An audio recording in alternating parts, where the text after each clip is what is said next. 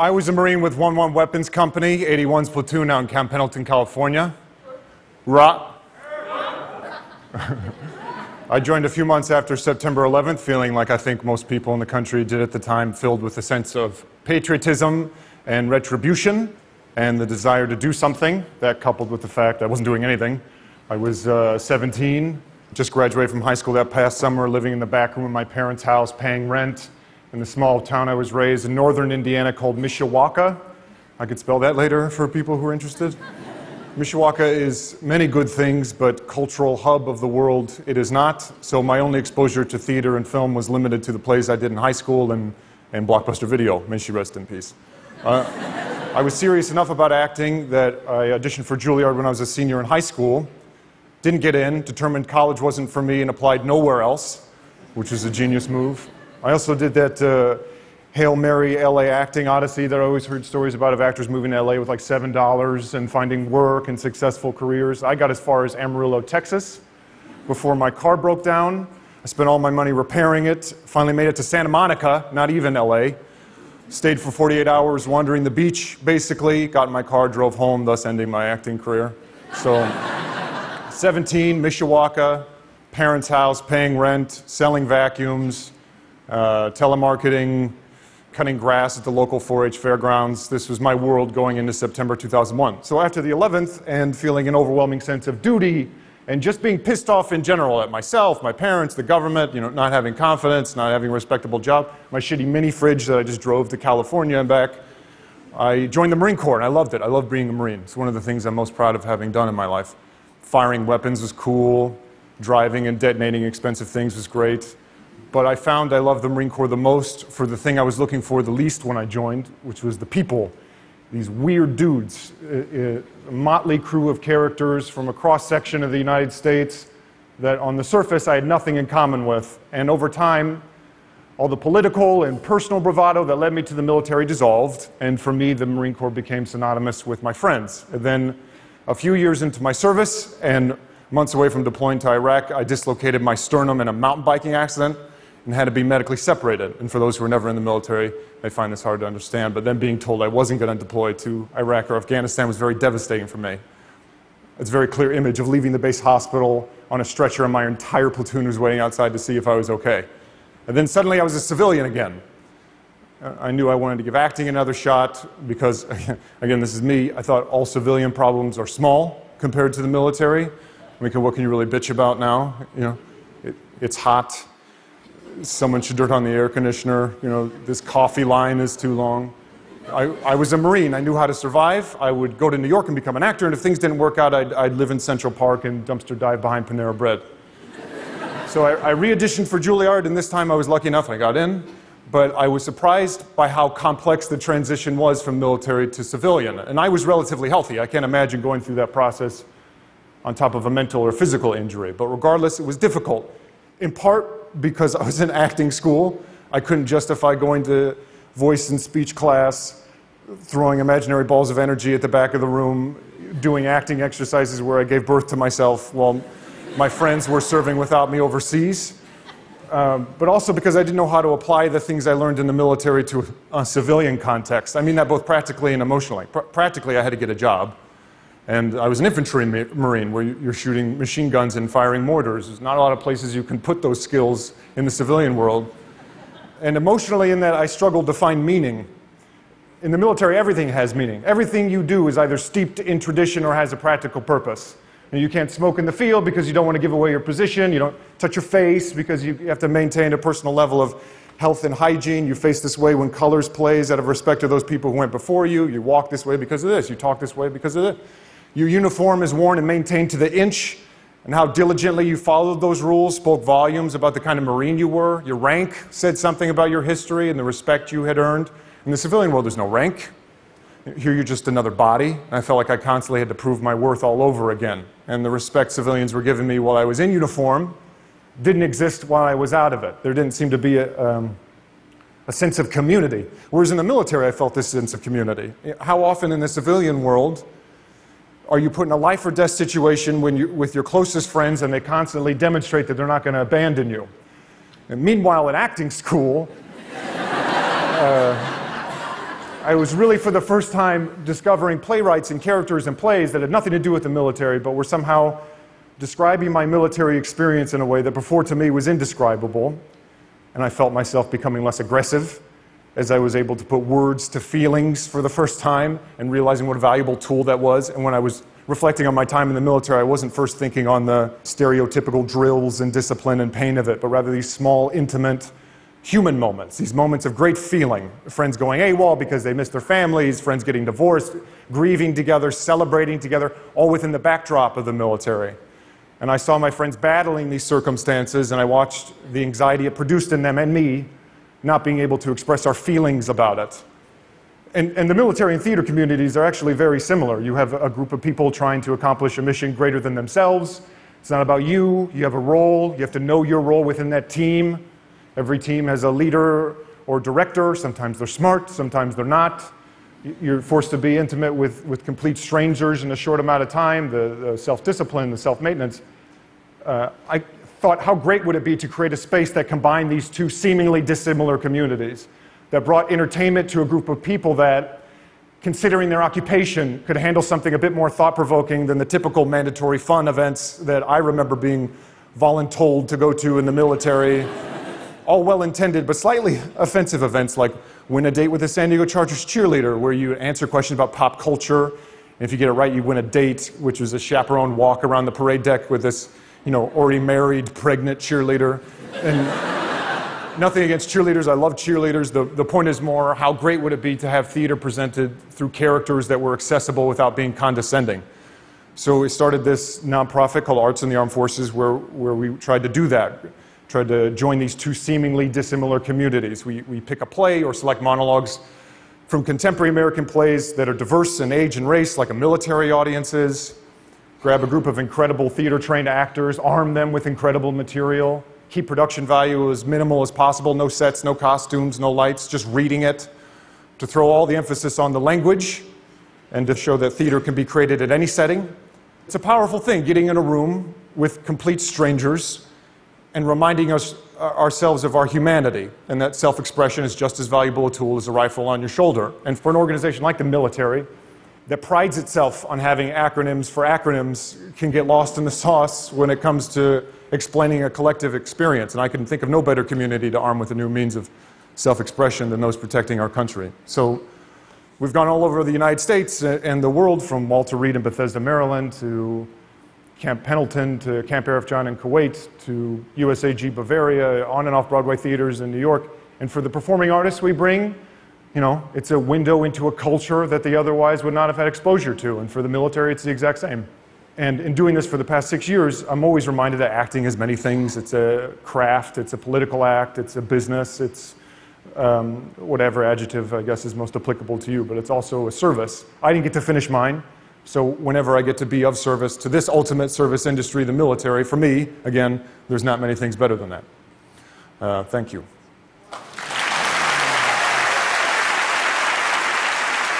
So we're going to be doing a piece from Marco Ramirez called I Am Not Batman. Incredible actor and good friend of mine, Jesse Perez, is going to be reading. And Matt Johnson, who I just met a couple hours ago. They're kind of doing it together really for the first time, so we'll see how it goes. So Jesse Perez and Matt Johnson.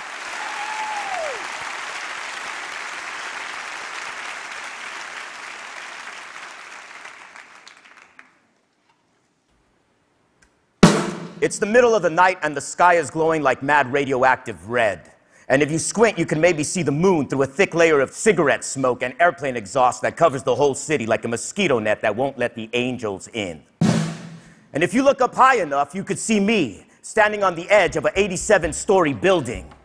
And up there, a place for gargoyles and broken clock towers that have stayed still and dead for maybe like 100 years. Up there is me. And I'm freaking Batman. And I got Batmobiles and Batarangs and frickin' Batcaves, like, for real. And all it takes is a broom closet or a back room or a fire escape, and Danny's hand-me-down jeans are gone. And my navy blue polo shirt, the one that looks kind of good on me but has that hole on it near the butt from when it got snagged on the chain link fence behind Arturo's, but it isn't even a big deal because I tucked that part in and it's like all good. That blue polo shirt, it's gone too. And I get like transformational. And nobody pulls out a belt and whips Batman for talking back or for not talking back. And nobody calls Batman simple or stupid or skinny.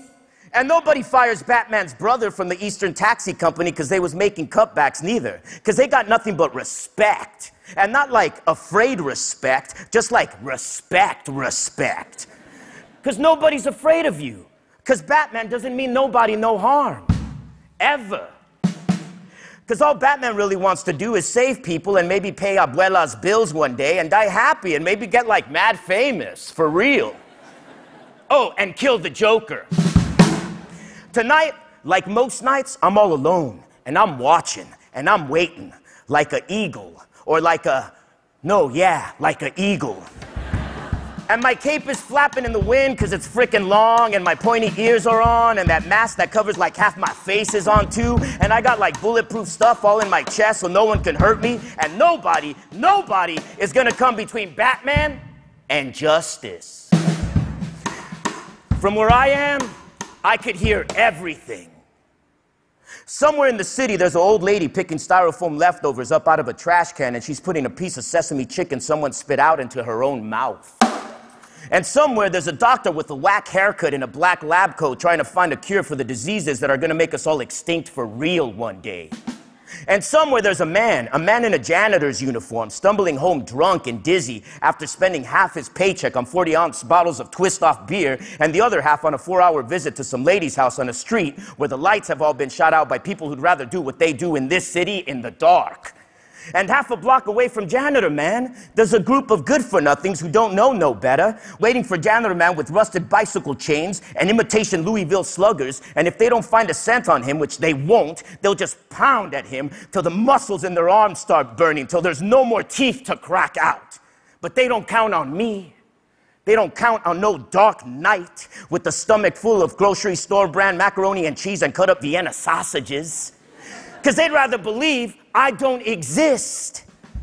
And from 87 stories up, I could hear one of the good-for-nothings say, "Give me the cash," real fast like that, just, "Give me the fucking cash." And I see Janitor Man mumble something in drunk language and turn pale, and from 87 stories up, I could hear his stomach trying to hurl its way out of his dickies.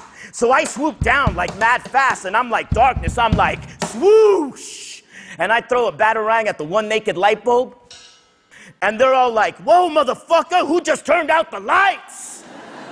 What's that over there? What? Give me what you got, old man. Did anybody hear that? Hear what? There ain't nothing. No, really, there ain't no bat." But then, one out of the three good-for-nothing gets it to the head.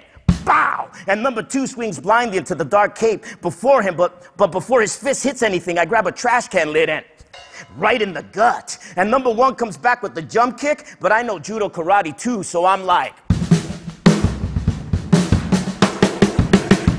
twice. But before I can do any more damage, suddenly we all hear a click, click, and suddenly everything gets quiet. And the one good-for-nothing left standing grips a handgun and aims it straight up, like he's holding Jesus hostage, like he's threatening maybe to blow a hole in the moon. And the good-for-nothing who got it to the head, who tried to jump kick me, and the other good-for-nothing who got it in the gut, is both scrambling back away from the dark figure before him. And the drunk man, the janitor man, is huddled in a corner praying to St. Anthony, because that's the only one he could remember. And there's me, eyes glowing white, cape blowing softly in the wind, bulletproof chest heaving, my heart beating right through it in a Morse code for "fuck with me just once, come on, just try."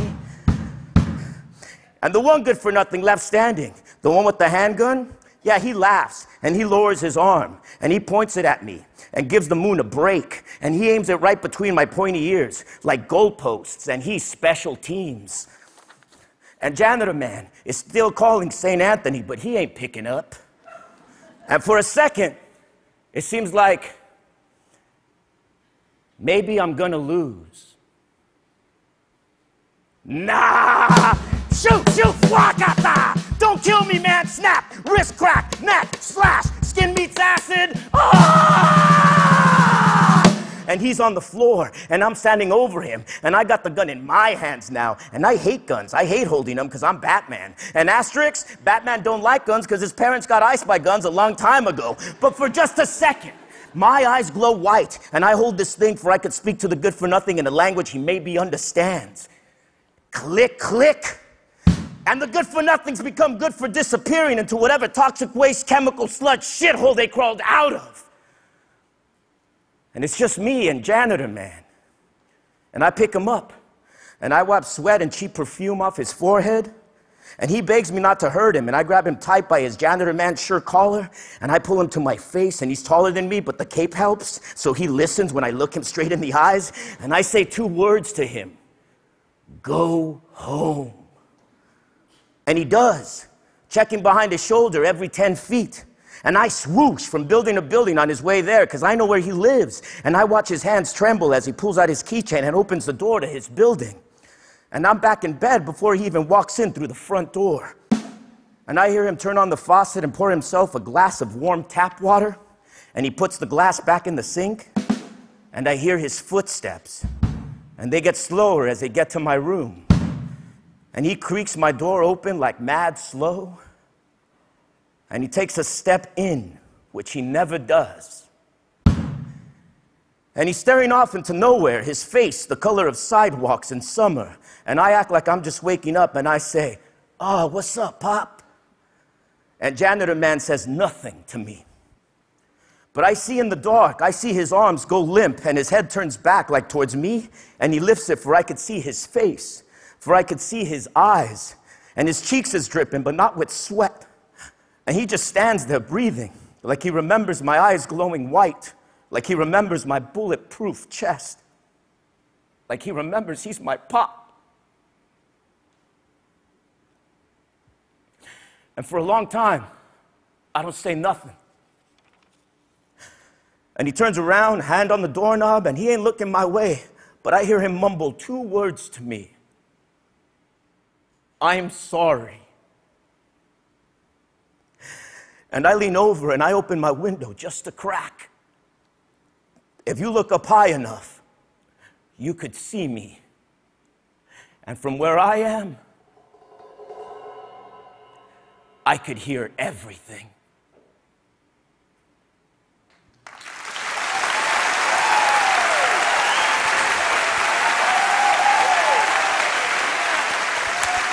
Thank you.